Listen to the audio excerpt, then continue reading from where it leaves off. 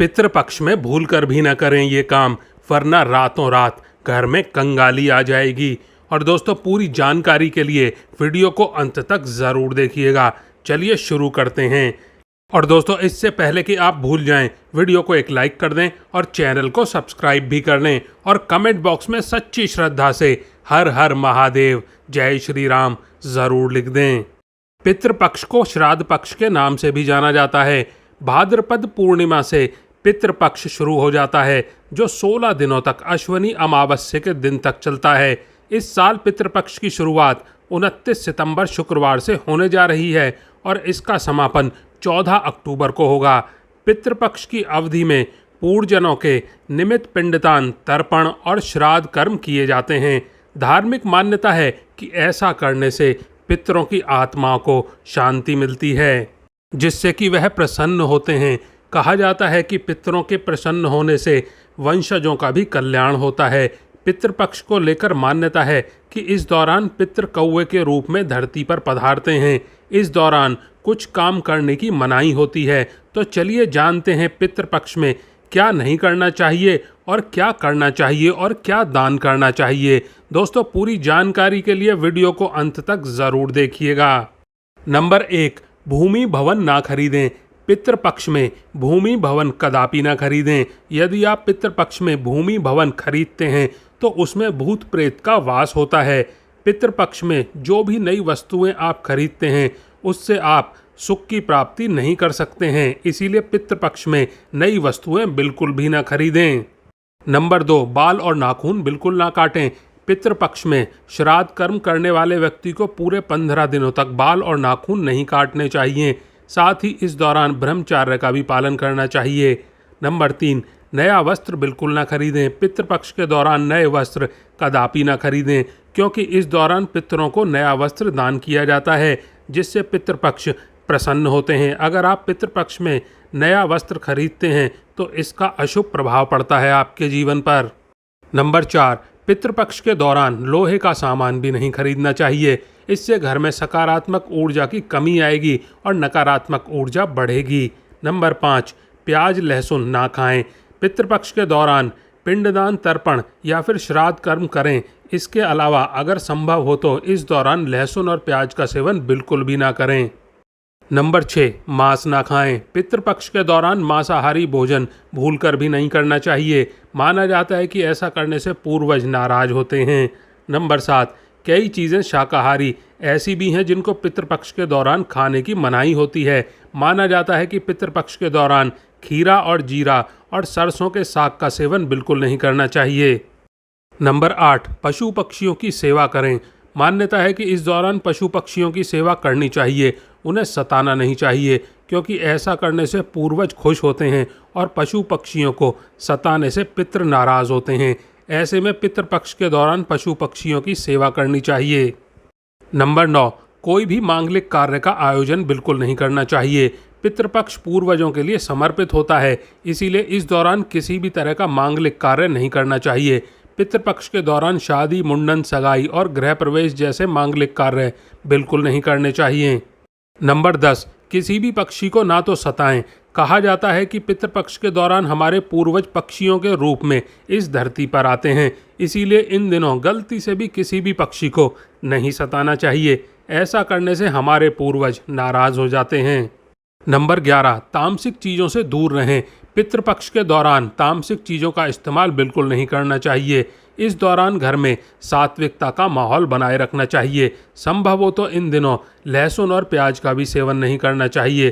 तामसिक चीज़ों के इस्तेमाल से आपके पूर्वज नाराज हो सकते हैं आपसे। नंबर 12, ज्योतिष शास्त्र के अनुसार पितृपक्ष में अपने पितरों का स्मरण करना चाहिए। वहीं यदि आप अपने पितरों को तर्पण करते हैं तो ब्रह्मचर्य का भी नियमों का पालन करना चाहिए। तर्पण के दौरान पानी में काला तिल, फूल, दूध व कुश मिलाकर पितरों को तर्पण करें।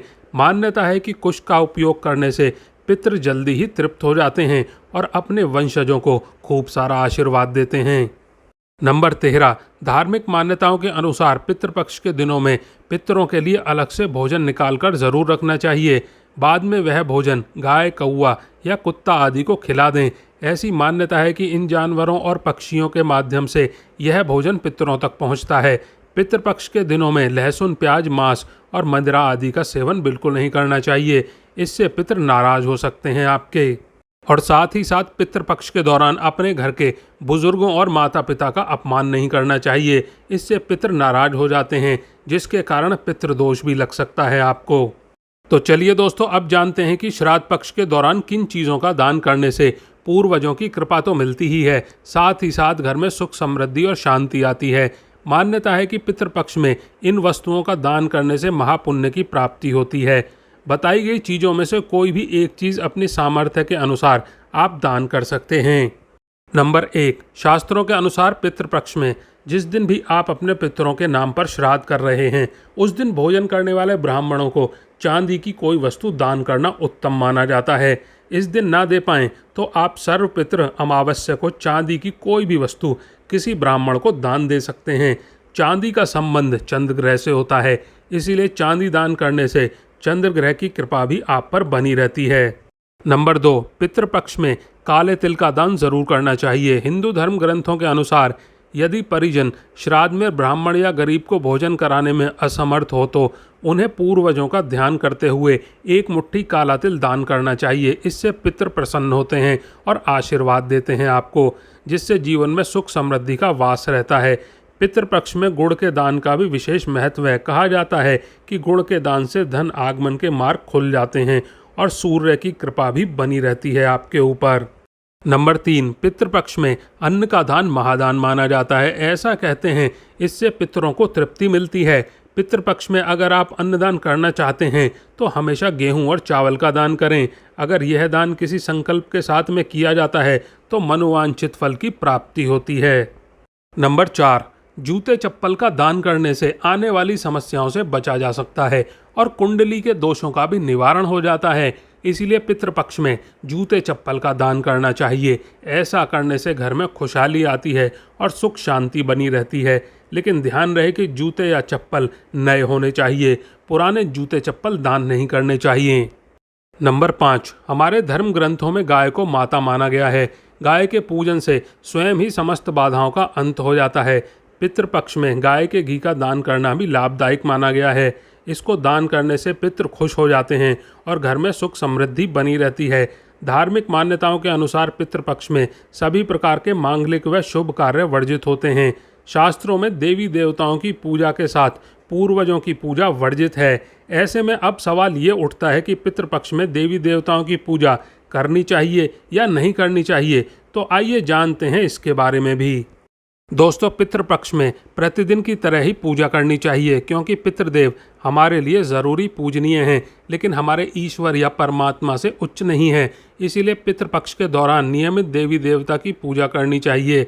उसके उपरांत दक्षिण दिशा में मुंह करके बाएं पैर को मोड़कर बाएं घुटने को ज़मीन पर टिकाकर बैठ जाएं। इसके बाद पितरों का ध्यान करते हुए उनकी पूजा करें। पितरों के श्राद्ध के समय जल में काले तिल मिलाएं और हाथ में कुश रखकर उनका तर्पण करें। इस दौरान ज़्यादा से ज़्यादा गरीबों को भोजन भी कराएं। दोस्तों, आज के लिए बस इतना ही। अगर आपने वीडियो को लाइक नहीं किया है तो वीडियो को एक लाइक कर दें, चैनल को सब्सक्राइब कर लें। आप और आपका परिवार और आपके माता पिता सभी स्वस्थ रहें, ऐसी कामना और प्रार्थना है हमारी। धन्यवाद दोस्तों।